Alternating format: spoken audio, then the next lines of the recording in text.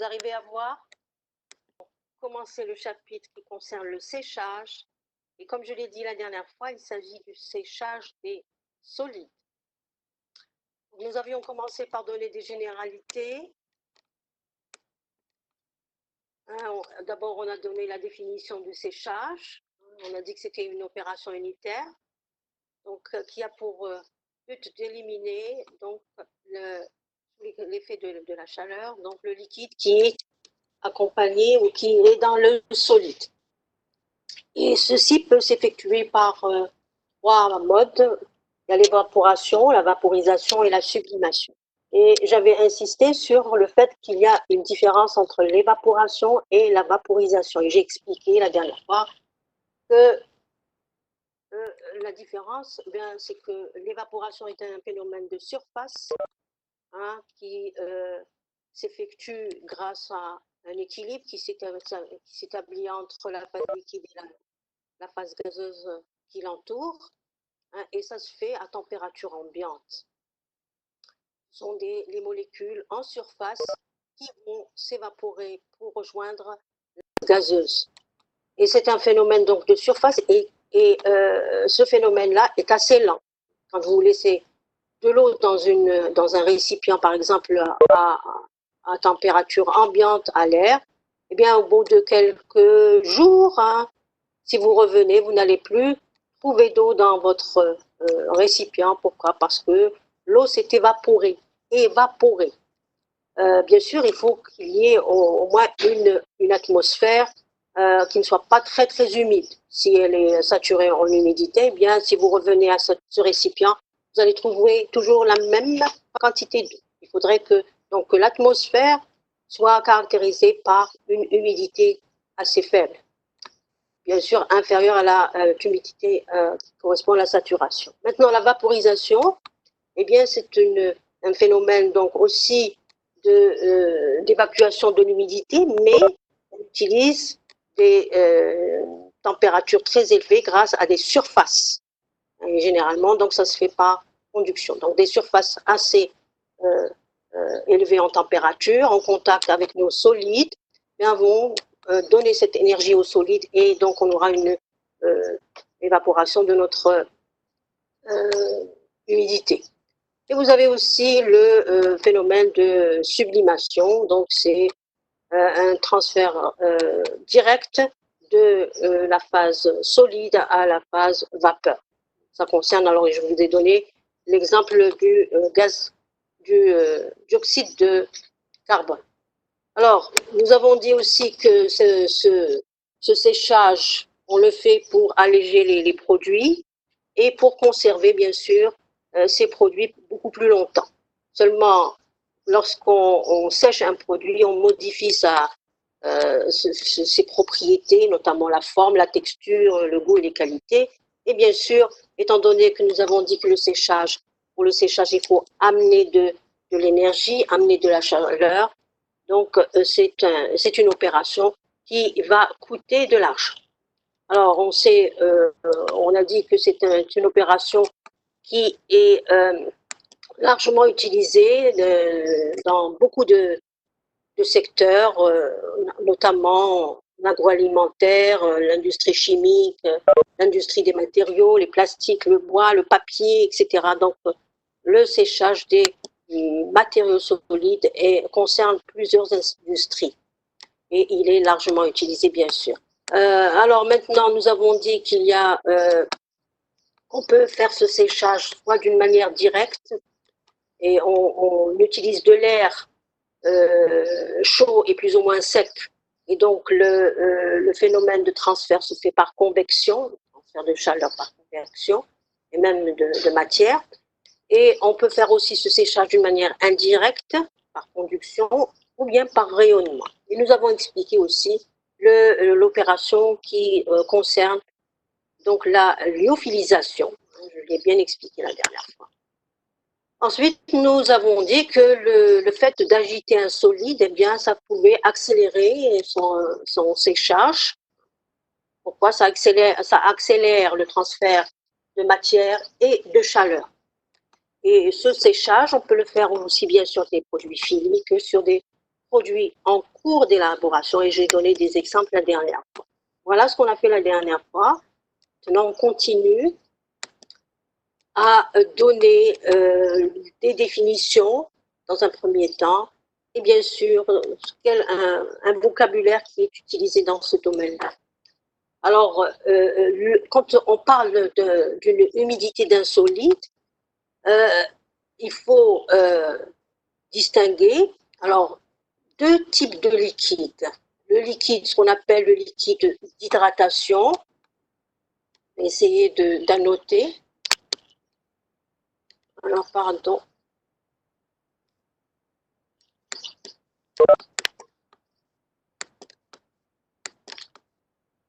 Alors, il s'agit donc du liquide qui est contenu dans le solide. Il y a deux types de liquides. Il y a le liquide d'hydratation, pardon, et le liquide de constitution. Alors, le liquide d'hydratation, c'est lui qui nous intéresse. Pourquoi? Parce que si on considère par exemple un solide ou un grain de solide si vous voulez, et si on le schématise de cette manière-là, par une sphère, et ce solide-là généralement il est poreux, il admet des pores, que je suis en train de vous montrer comme ceci. Il s'agit ici d'un pore, ici d'un autre pore. Donc ce grain de solide qui est schématisé ici par une sphère comporte des pores, et plus il est poreux, plus il va emmagasiner de l'humidité. Alors cette humidité, elle va se trouver dans les pores, comme vous le voyez en bleu, et elle va se trouver à la surface de ce grain qu'on a schématisé par une sphère. Donc je répète, si je considère un solide humide, où est-ce que le liquide d'hydratation va se trouver? Eh bien, il va se trouver sur la superficie du solide et aussi à l'intérieur des pores. Voilà le liquide d'hydratation. C'est celui que nous voulons éliminer pour sécher un solide. Maintenant, il y a un autre liquide qu'on appelle le liquide de constitution. Et ce liquide de constitution, eh bien, c'est celui qui rentre dans la composition du solide en lui-même. Je donne un exemple, par exemple le gypse, qui est un hydrate. Si vous voulez chercher disons sa molécule, eh bien, c'est CaSO4, 2H2O. C'est la molécule elle-même qui est constituée d'eau. Maintenant, si vous voulez éliminer cette eau de constituant, eh bien, vous allez endommager votre matériau, vous allez avoir autre chose que le matériau de départ. Maintenant, je reviens un peu à ce liquide d'hydratation. Eh bien, la couche de liquide qui entoure le solide, c'est-à-dire en superficie, ça forme un film qui adhère à la surface externe, et il est retenu eh bien, par ce qu'on appelle des forces superficielles. Et à l'intérieur des pores, eh bien, le liquide est retenu par des forces qu'on appelle des forces capillaires. Alors, ce qu'il faut retenir, donc, il y a deux types d'humidité.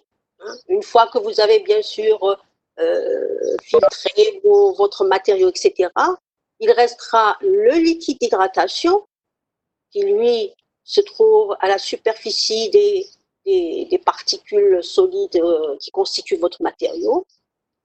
Et si vous avez affaire à un matériau, par exemple un hydrate, il y aura aussi un liquide qui est dit de constitution.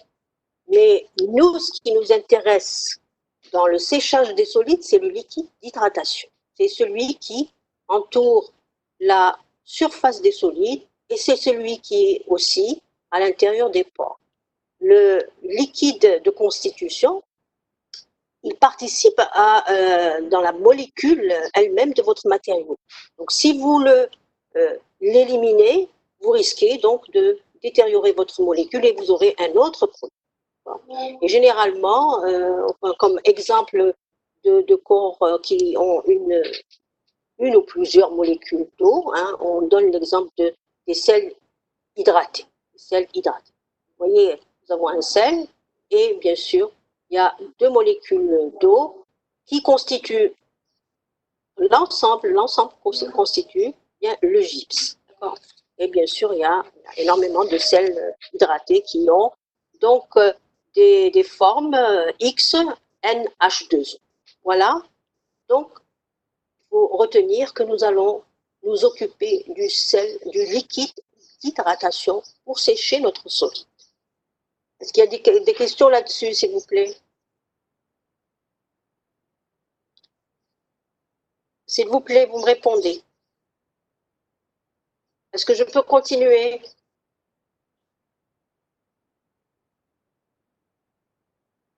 Y a-t-il quelqu'un avec moi?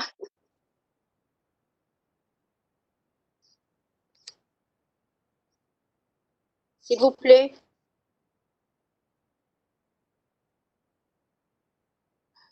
Vous arrivez à m'entendre?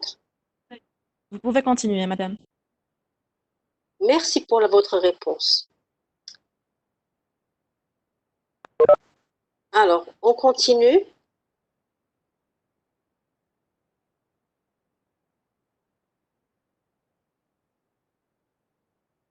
Toujours avec ces notions de définition. Maintenant, nous allons, comme nous l'avons fait pour l'air, nous avons donné une définition de l'humidité d'un air. Bien là aussi, on va définir une humidité pour un solide et qu'on va appeler X. Alors, cette humidité appelée X pour un solide. Alors, c'est quoi? Alors la teneur en humidité, où on dit teneur et taux d'humidité d'un solide, est appelée aussi charge d'humidité, s'exprime par la masse de liquide en kilogrammes associée à 1 kg de matière solide.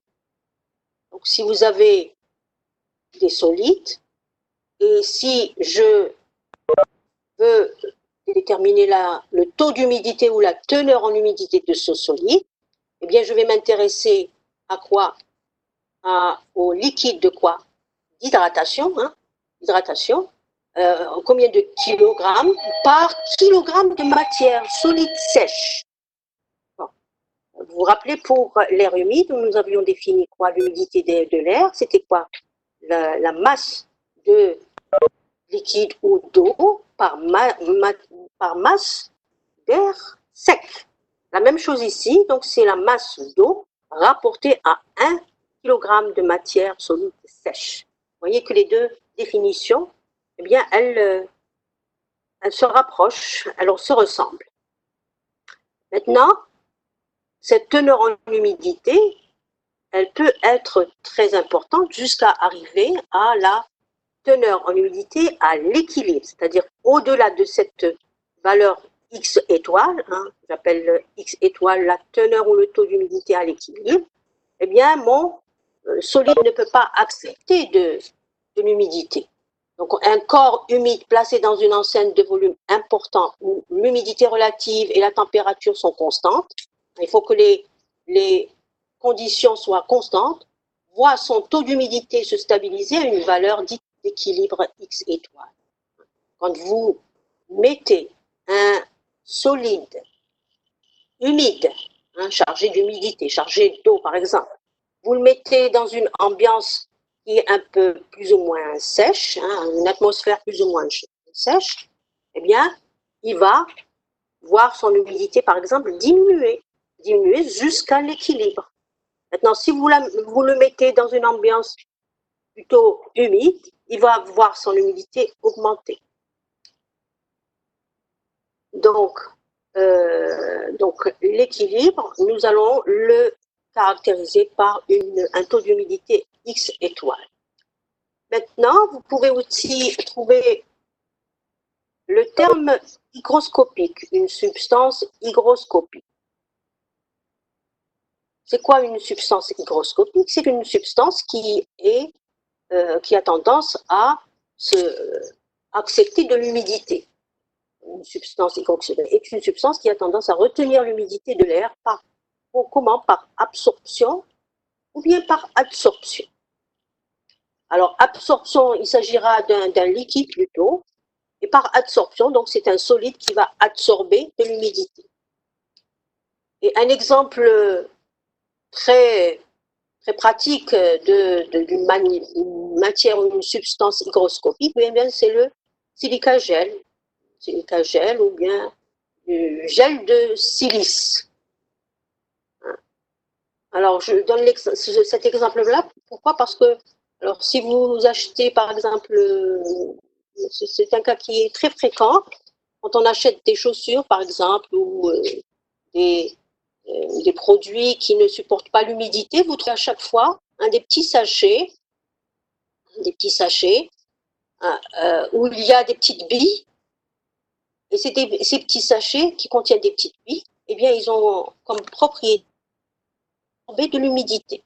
Ils sont très avides d'humidité. Pourquoi? Parce qu'ils sont très poreux.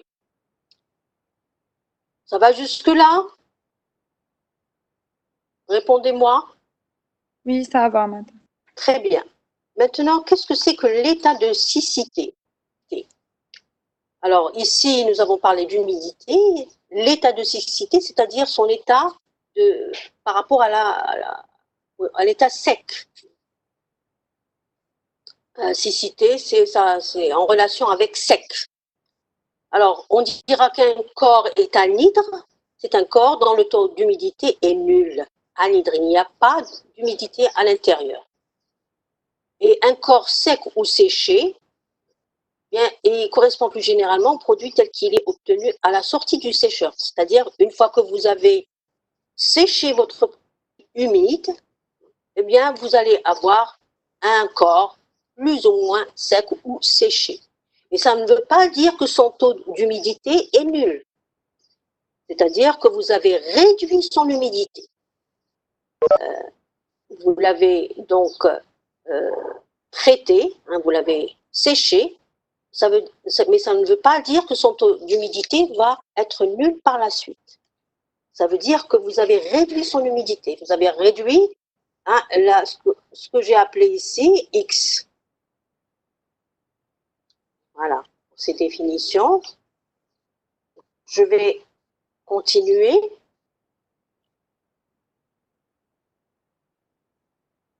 Alors, je vais enlever les annotations.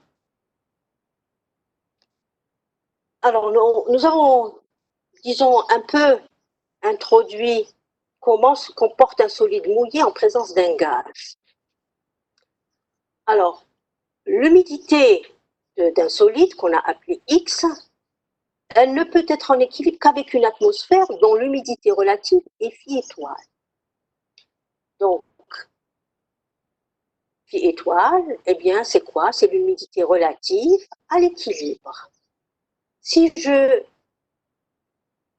considère la variation relative de mon air qui est en contact avec un solide d'humidité X, et j'ai ici ce qu'on appelle l'isotherme d'équilibre phi égale à F+. Ça veut dire, comment j'ai obtenu cette courbe? Voyez. Si j'ai un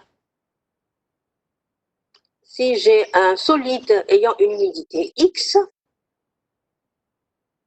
et je vais le mettre en contact avec un air humide, eh bien, si cet air humide est caractérisé par une humidité relative phi étoile, le solide que j'ai au départ ne va pas échanger de matière. C'est-à-dire qu'il va rester avec la même humidité absolue grand X. Je répète, lorsque je vais avoir un solide d'humidité grand X et je vais le mettre avec un air qui est caractérisée par une humidité relative phi étoile, eh bien, il n'y aura pas de transfert de matière. Maintenant, si ce même solide d'humidité X, je vais le mettre avec une atmosphère caractérisée par une humidité inférieure à phi étoile. Cette humidité relative, je l'appelle phi 1, phi 1 ici. Alors, qu'est-ce qui va se passer? Le phi 1 étant inférieur à phi étoile, le phi 1 est toujours constant. Je ne vais pas le faire varier. Qu'est-ce qui va se passer? Eh bien, mon solide va se sécher. Ça veut dire quoi? Qu'il va perdre de son humidité de telle manière à arriver à... Attendez, je vais annoter.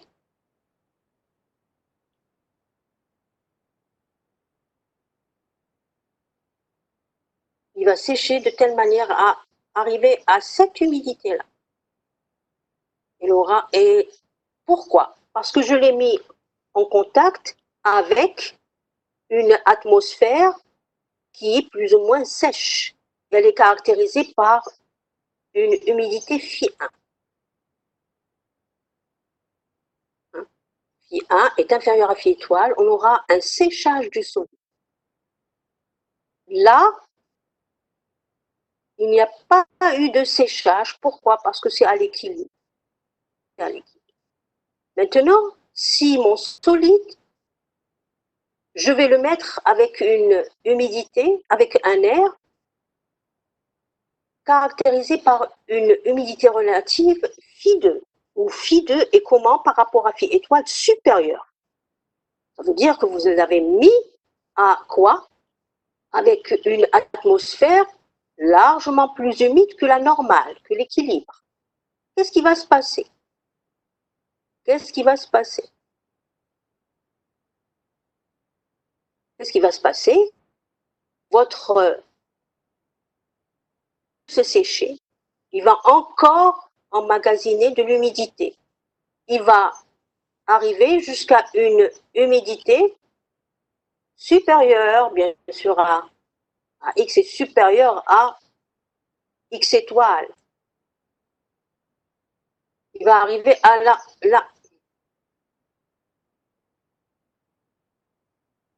ici.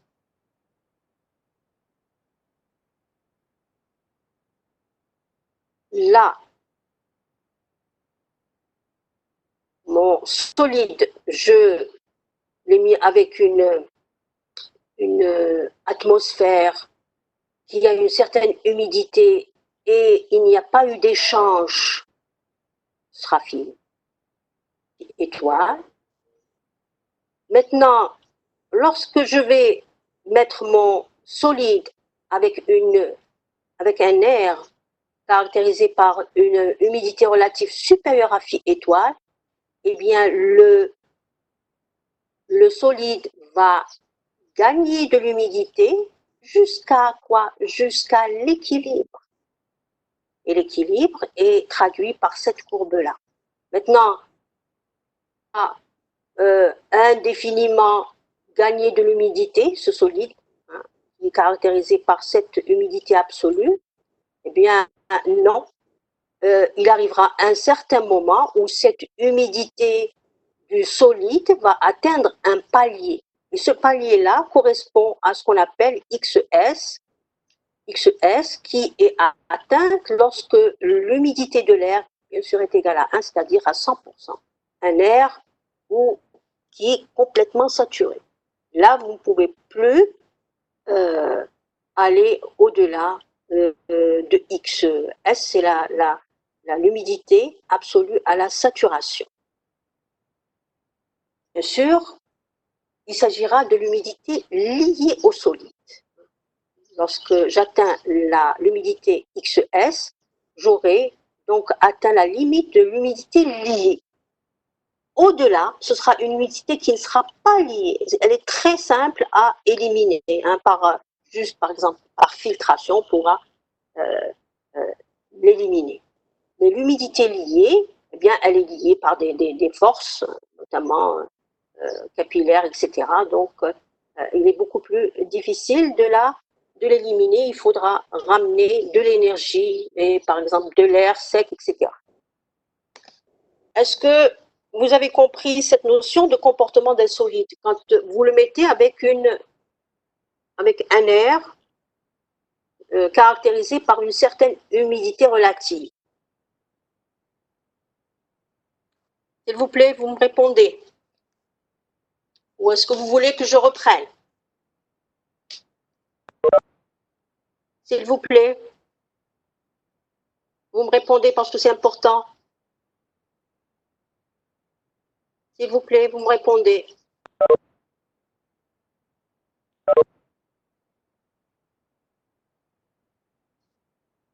Mademoiselle Bouchler, est-ce que vous avez saisi cette notion de comportement d'un solide mouillé en présence d'un gaz, tenu cette courbe d'équilibre ou cet isotherme d'équilibre? Qui dit isotherme, c'est-à-dire c'est à température constante. À température constante, qu'est-ce qu'on fait? On fait une série d'expériences. Ces expériences consistent à placer un solide humide avec de l'air. Et ce solide, donc il est caractérisé par une certaine humidité X, et l'air est aussi caractérisé relatif. Alors, si par exemple mon air est caractérisé, je vais enlever les annotations, et je vais reprendre. Si mon air est caractérisé par une humidité phi et mon solide est caractérisé par une humidité absolue grand X, qu'est-ce qui va se passer? Alors, l'humidité relative de mon air est supérieure à phi étoile ici. Qu'est-ce qui va se passer? Ce solide va, bien sûr, la nature, elle a horreur des déséquilibres, elle tend vers les équilibres. Il va y avoir quoi? Un transfert de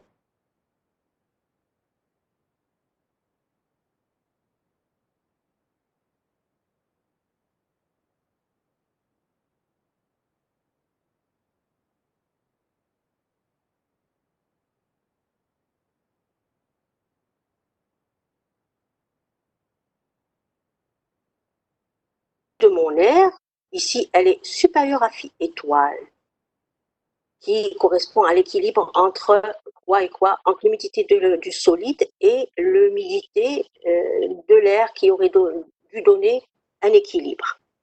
Maintenant, qu'est-ce que je vais faire? Vous voyez que l'humidité de mon solide a varié de X à X étoile, ça veut dire que le solide s'est mouillé, il a absorbé de l'humidité. Maintenant, si je le mets, ce solide-là, qui a une humidité absolue grand X, avec un air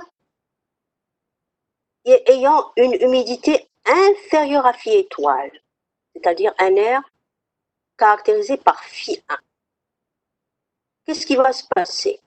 C'est-à-dire c'est un air sec. Qu'est-ce qui va se passer? Eh bien, le séchage du solide, et ce séchage-là va être traduit par quoi? Par la diminution de son humidité pour atteindre cette nouvelle valeur, hein, par exemple X1, j'appelle X1. Et donc vous voyez qu'est-ce qu'il a fait, ce solide? Il a perdu de son humidité pour atteindre donc un équilibre traduit par ce point-là. Traduit par ce point-là. Donc, dans la première expérience, j'ai mouillé mon solide. Pourquoi? Parce que je l'ai mis en contact avec un air ayant une humidité supérieure à phi étoile. Et dans la deuxième expérience, eh bien, je l'ai fait sécher Pourquoi? Parce que je l'ai mis en contact avec un air ayant une humidité relative inférieure à phi étoile. Alors, maintenant, cette humidité, eh bien, on peut l'augmenter grâce à quoi? Si on augmente l'humidité de l'air. On peut l'augmenter, mais on ne peut pas l'augmenter indéfiniment. On va l'augmenter jusqu'à la valeur XS, qui correspond à une humidité R égale à 100%. Voilà.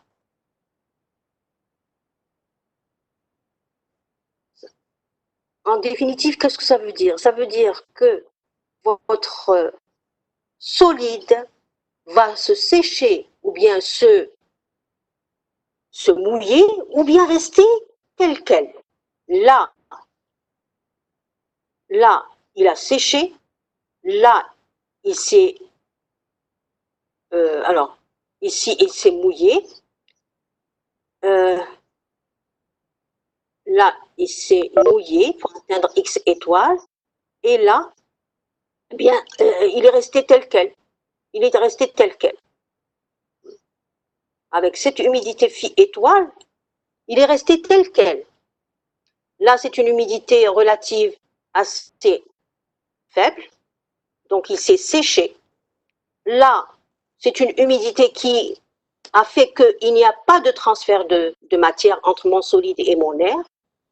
Et là, qu'est-ce qu'il a fait? Là et là aussi, hein, au-delà de cette valeur-là, au-delà, il va se quoi? Il va se mouiller.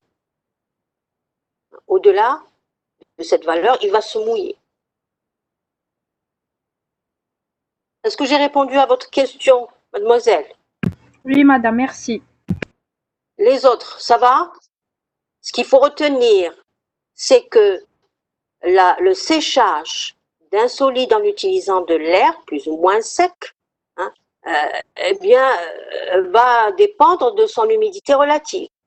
Il se peut que vous séchiez votre solide, il se peut que vous le gardiez avec la même humidité. Si j'ai un air caractérisé par une humidité phi étoile, eh bien je ne vais rien faire. Maintenant, si cette humidité est supérieure à phi étoile, eh bien je vais augmenter son humidité jusqu'à XS.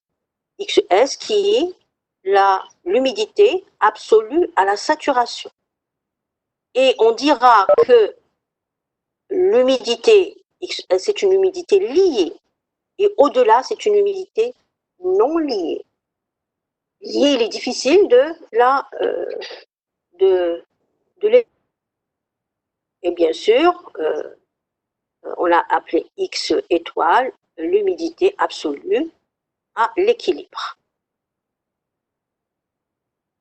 Voilà. Retenir, si phi 1 est inférieur à phi étoile, il y aura un séchage, ce qu'on appelle aussi une désorption. Et si phi 2, si phi 2 est supérieur à phi étoile, eh bien, il y aura une adsorption ou bien un mouillage du solide. Maintenant, si phi égale à phi étoile, rien ne va se passer. Le solide restera avec la même humidité absolue. D'accord? C'est bon pour cette explication? On continue.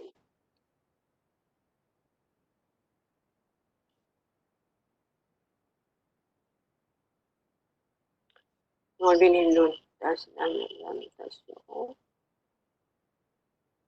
Alors maintenant, après ces définitions, nous allons passer aux différents modes de séchage et essayer d'écrire les équations nécessaires. Nous allons bien sûr généralement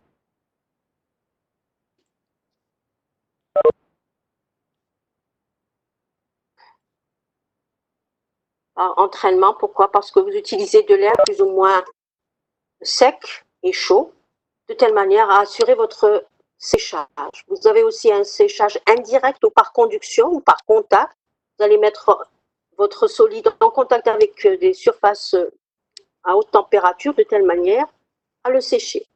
Et vous avez enfin, par rayonnement, donc vous utilisez une source qui rayonne de la chaleur, Donc, c'est des températures assez élevées, supérieures à 100 degrés généralement. Et vous utilisez cette source de chaleur pour ramener la chaleur nécessaire au séchage de vos sols. Voilà les 3 types de modes de séchage que nous allons voir. On va commencer par le premier, séchage.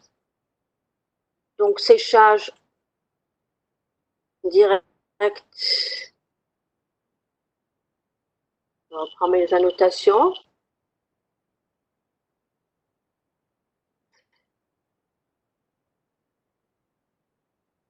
Alors, séchage direct ou par convection, entraînement. Alors, j'ai donc mon solide humide et je le mets en contact avec un courant gazeux chaud et sec. Alors, je dis bien chaud parce qu'il est à une certaine température, et sec. Chaud, c'est pour définir sa température, et sec, c'est pour son humidité. Alors, bien sûr, il faut qu'il soit chaud. Ça veut dire que sa température doit être supérieure à celle des solides que je veux sécher. Il faut qu'il soit sec. Donc, son humidité, il faut qu'elle soit assez faible. Maintenant, qu'est-ce qui va se passer? Eh bien, comme je l'ai dit tout à l'heure, la nature a horreur des déséquilibres. Hein, il y a toujours un équilibre. Quand on va mettre en contact notre solide humide avec cet air ou ce courant gazeux chaud et sec, il y aura un transfert de quoi? De chaleur vers le solide. Pourquoi? Parce qu'il y a une différence de température entre les deux corps, hein, le solide et gazeux. Et ensuite, qu'est-ce qui va se passer? Étant donné que vous avez ramené de l'énergie, eh ben, l'humidité de mon solide va s'évaporer. Hein, donc, j'aurai formation de vapeur, qui est quoi? La transformation de mon liquide contenu dans mon solide va se transformer en vapeur. Et cette transformation, elle a lieu pourquoi? C'est parce qu'il y a une différence de concentration, une différence d'humidité entre quoi et quoi? Entre les solides et bien sûr l'air environnant. Donc, grâce à cette différence de concentration, j'aurai donc l'évacuation de ma vapeur vers l'air environnant.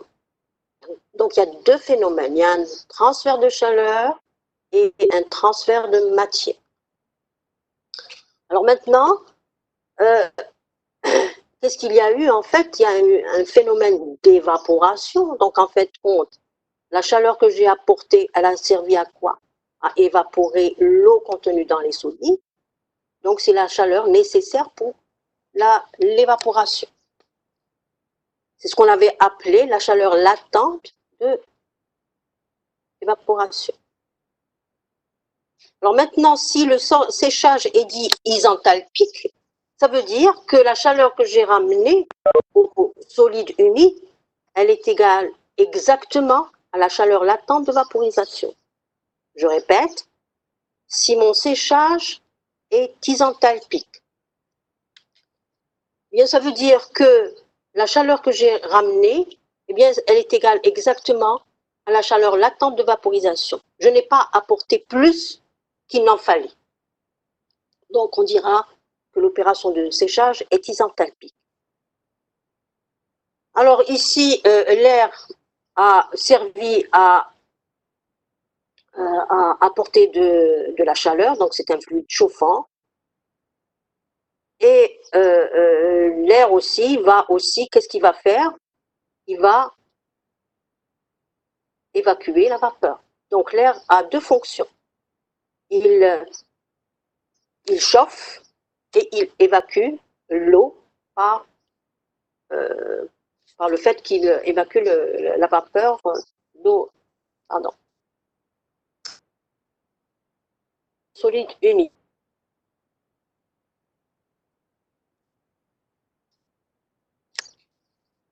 Alors maintenant, comme phénomène, l'air que nous avons fait rentrer chaud et sec, il va ressortir comment? Eh bien, humide et bien sûr à une température moins élevée, à une température plus froide. Ça va jusque-là, le phénomène qui se déroule lorsque nous avons un séchage direct ou par convection, ça va? Oui, madame. Très bien.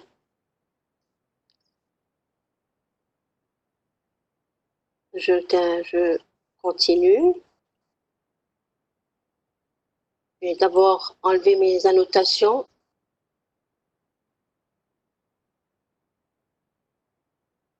Voilà. Alors, la chaleur qui est apportée au séchoir, si je sèche mes solides dans un séchoir, elle doit accomplir les étapes suivantes. Alors, premièrement, j'ai mes solides qui sont à une température inférieure à celle de l'air. Donc, je dois chauffer le solide humide de l'alimentation jusqu'à la température d'évaporation. Vos solides sont à une certaine température bien inférieure à celle de l'air que vous ramenez qui est chaud.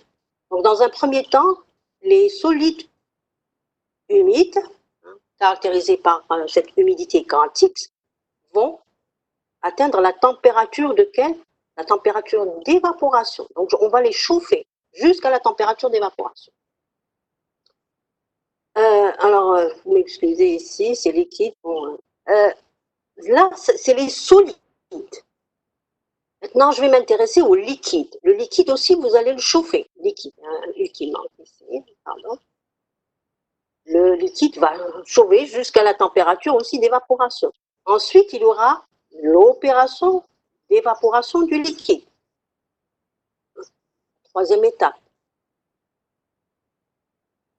Ensuite, étant donné qu'il y a une température finale qui peut être différente de la température d'évaporation, il faudra chauffer le solide jusqu'à la température finale et il faudra aussi chauffer la vapeur jusqu'à la température finale. Je ne sais pas si vous avez compris qu'il y a trois éléments à distinguer. Il y a les solides, il y a le liquide et la vapeur. Et chaque entité, elle va se chauffer et elle va subir donc une transformation soit thermique, soit d'état. D'accord? Donc il faut distinguer les solides, le liquide qui est à l'intérieur des solides et bien sûr la vapeur, et le gaz aussi. Et l'humidité à l'intérieur du gaz aussi. D'accord? Jusque-là, vous avez compris. Ce qu'il faut savoir, c'est, en définitive, c'est la troisième opération, c'est l'évaporation du liquide qui demande beaucoup d'énergie. Ensuite, il y a la première, etc. Et il y a certaines qu'on va, dans nos équations, négliger. Pourquoi? Parce que c'est cette opération, c'est la troisième qui demande le plus d'énergie. Et nous allons écrire nos équations avec toutes les étapes. Et donc, nous allons, disons, décrire le phénomène avec les équations un à un. Et c'est par la suite qu'on va négliger certaines opérations par rapport aux autres. Ça va jusque-là? Je peux continuer? Ça va? Répondez-moi, s'il vous plaît. J'aime bien qu'il y ait des gens qui répondent. Hein? Ça va? Oui, madame. Très bien. Je continue. Alors, nous allons schématiser notre séchage direct. Vous arrivez à voir correctement? Ce n'est pas trop petit? Ou vous voulez que j'agrandisse? Oui, essayez d'agrandir un peu. Il faut me le dire. Vous voyez, je ne peux pas deviner à votre place. Parce que moi, Et là, ça va, c'est bon? Là, c'est bon? Vous arrivez à voir? Oui. Très bien. Alors, nous allons schématiser notre système comme ceci pour le séchage direct ou par convection. Nous avons notre séchoir, là où on va introduire nos solides humides. Qu'est-ce qu'on va faire? Nos solides humides, alors je vais annoter, hein, comme ceci vous allez comprendre.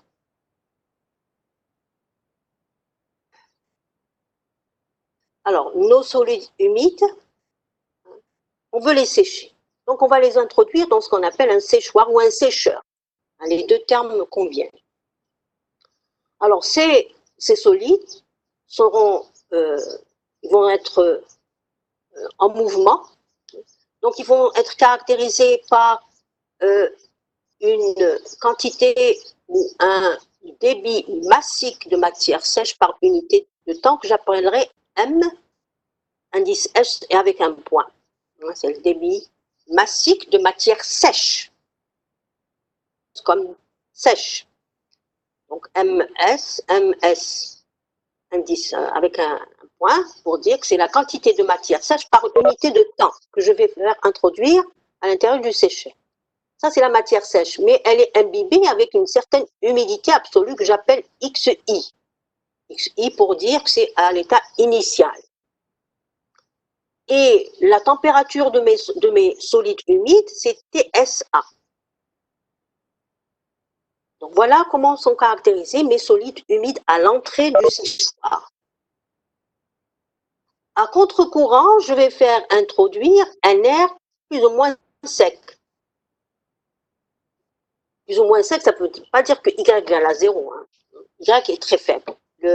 L'air que je vais faire introduire est porté à la température TV. Bien sûr, TV est supérieur à TSA.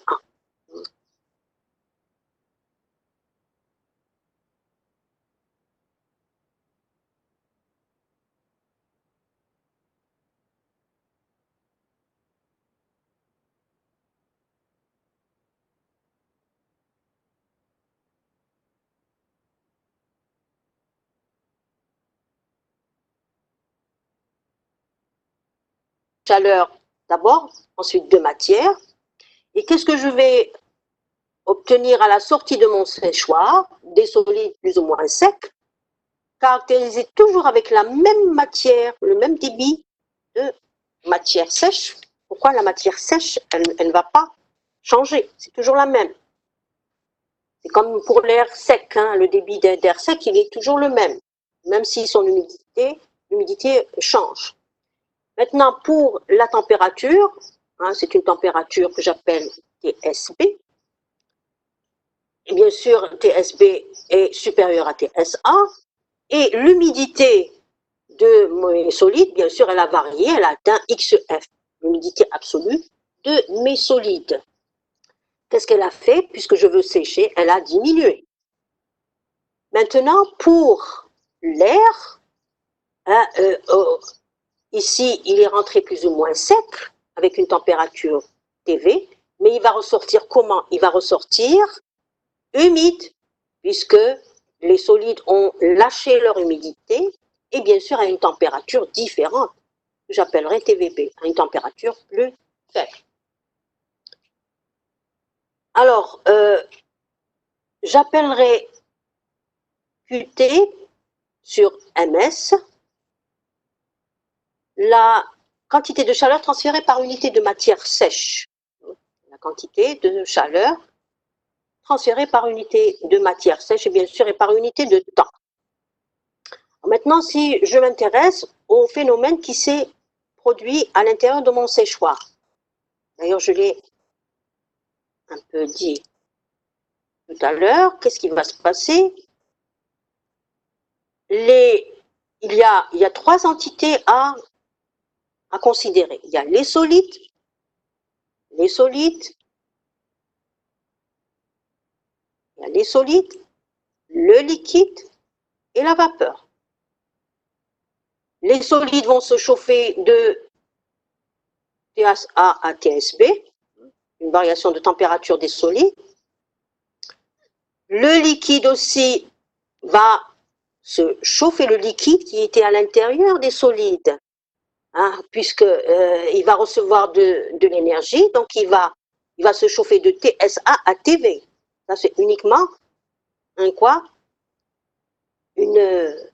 de la chaleur sensible. Et le liquide aussi va puisque la température à la sortie est de TSB, là, il y aura aussi un transfert de chaleur de TV à TSB pour le liquide. Parce que en sortie, vos solides aussi contiennent encore du liquide, caractérisé par l'humidité absolue XF. Ça ne veut pas dire qu'ils ont lâché toute leur humidité. Il y a toujours encore du liquide à l'intérieur. Et ce liquide-là aussi, eh bien, il a vu sa température atteindre TV, ensuite TSB. Donc, il y aura une chaleur sensible de quoi à fournir au liquide de TV à TSB. Maintenant, pour la vapeur, vous avez créé une vapeur. Vous avez créé une vapeur comment? Parce que vous avez atteint la température TV, qui est la température d'évaporation, et le liquide qui était à l'intérieur de vos solides a vu son humidité varier de combien? De XI à XF. Donc, la quantité, la différence, XI moins XF, eh bien, ce sera quoi? La quantité d'eau qui s'est évaporée. Donc, vous avez créé une vapeur. Comment? Par évaporation, hein, de la différence d'humidité absolue. Et vous avez chauffé aussi la vapeur de la température TV à TVB, hein, puisque la vapeur est passée de TV à TVB. Donc, nécessairement, vous avez aussi amené de l'énergie pour faire varier la température de votre vapeur de TV à TVB. Est-ce que vous avez compris, s'il vous plaît, le phénomène? Vous me répondez, j'attends votre réponse. Est-ce que vous avez saisi qu'il y a disons, trois éléments qui rentrent dans le séchage par convection? Il y a trois éléments. Il y a les solides, il y a le liquide et il y a la vapeur. Et ces trois éléments, eh bien, voient leur température varier. Et par exemple, et pour le liquide, il y a une partie qui s'évapore, il y en a une autre qui reste liquide. Celle qui s'évapore, elle a besoin de quelle énergie? Eh bien, elle a besoin de lambda ou de lambda 0 qui est la chaleur de vaporisation. Et celle qui reste, elle va voir sa température augmenter jusqu'à la température TSB. Ça va? Jusque-là, s'il vous plaît? J'attends une réponse de votre part. Madame, j'ai pas compris celle de la vapeur. Alors, la vapeur, qu'est-ce qu'elle... Regardez, elle rentre à une température TV et elle ressort à une température TVB. Parce qu'il faut vous dire une chose, que la vapeur, elle peut avoir une température supérieure à la température d'évaporation, hein, de vaporisation. Ce qu'on appelle la température de quoi? Une vapeur surchauffée. Oui ou non? Oui. Votre vapeur, elle peut avoir une température différente de la température de vaporisation. D'accord? Vous avez compris? Oui. Merci. D'autres participants? D'autres questions, s'il vous plaît? D'autres questions? Madame, le liquide, c'est celui qui est sur le solide. C'est ça? Oui. Le liquide qui... Oui. C'est celui qui entoure les solides ou bien qui est dans les pores aussi. L'humidité d'hydratation, c'est celle qui entoure les solides et celle qui est à l'intérieur des pores. D'accord? D'accord, madame, merci. D'autres questions? Ne pas confondre avec le liquide de constitution, qui lui ne nous concerne pas. C'est pas lui qui nous intéresse. Ça va? Je peux continuer? Alors, maintenant, nous allons écrire les équations pour chaque phénomène, pour chaque élément. Alors, je m'intéresse donc à la quantité de chaleur par unité de quoi? De matière sèche. Nous avons dit que les solides se chauffent. De quelle température à quelle température? De TSA à TSB. De TSA à TSB. Je reprends mes annotations. Pardon.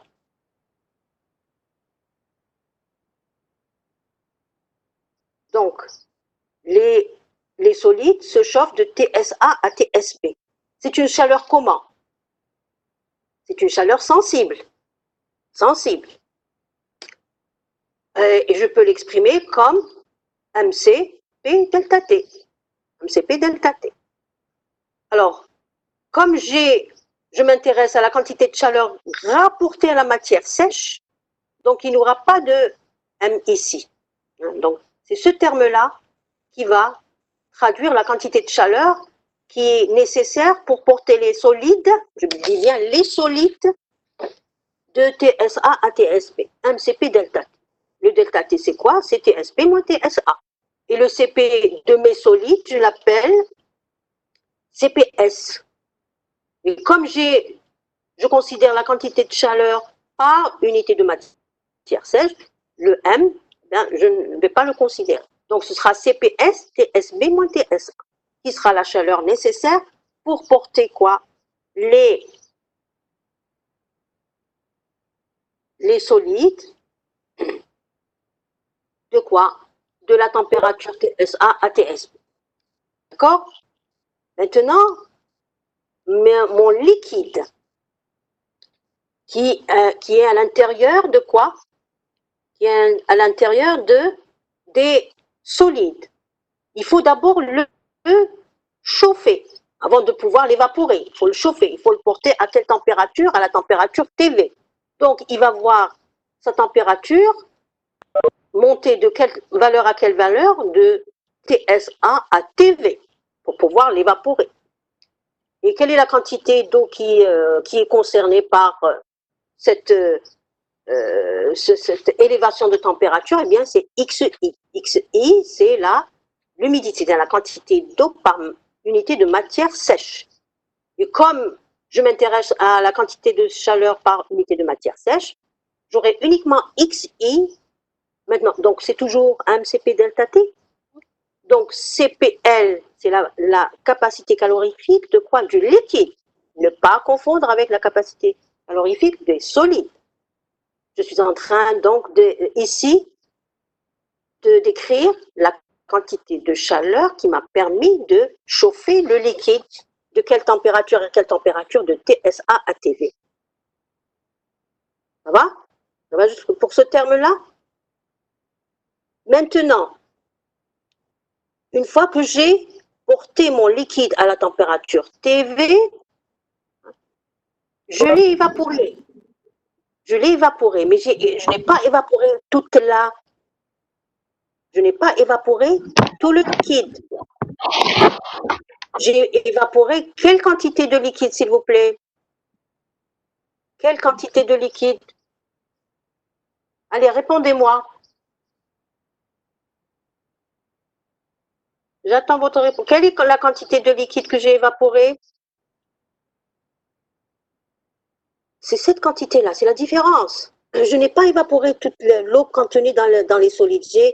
Puisque mes solides, à la fin, ils sortent avec une humidité XF.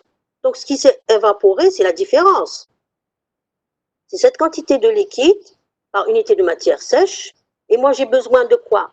De la chaleur qui a permis d'évaporer cette quantité de liquide.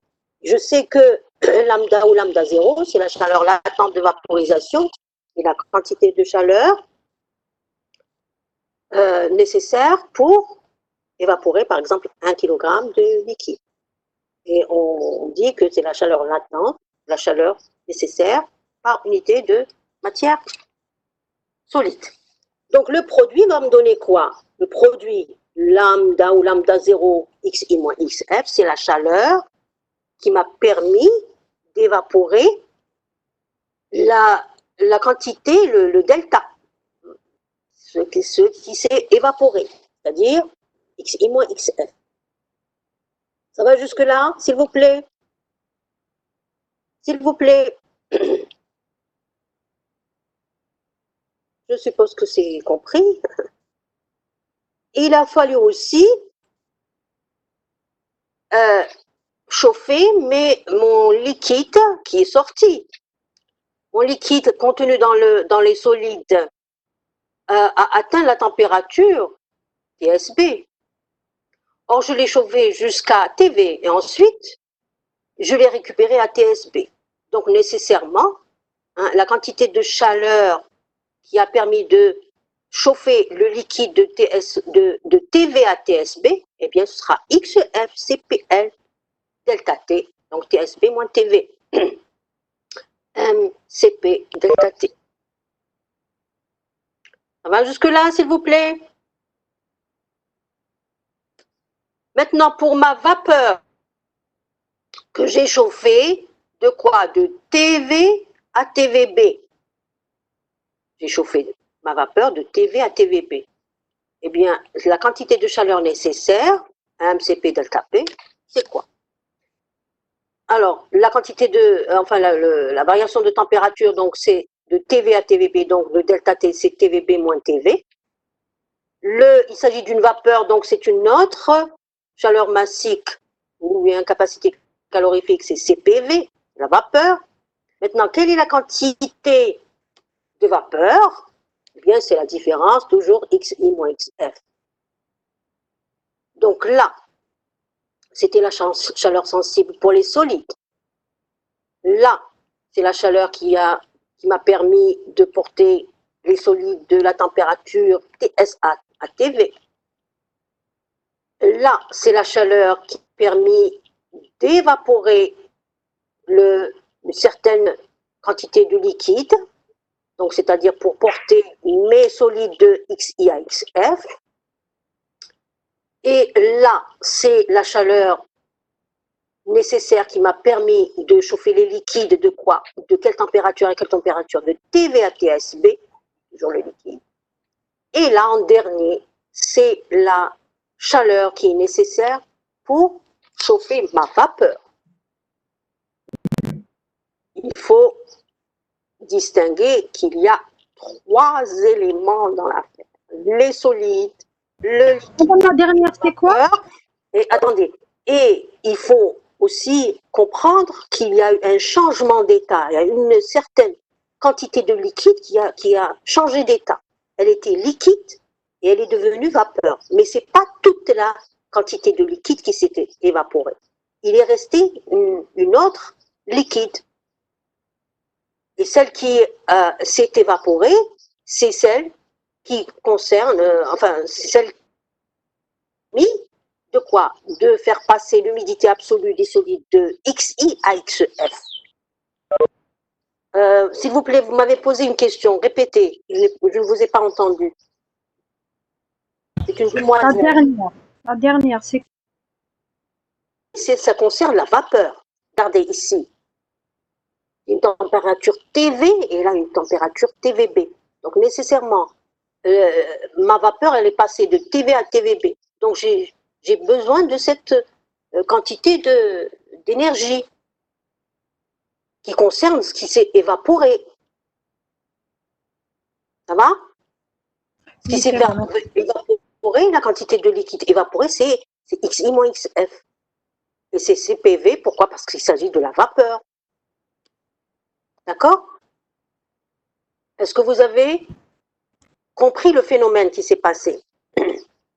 Si vous avez distingué les 3 éléments ici, normalement, ça doit aller. Il y a juste cette quantité-là, c'est la chaleur, qui m'a permis de faire l'évaporation, bien la vaporisation. Ça va? Y a-t-il d'autres questions, s'il vous plaît, s'il vous plaît?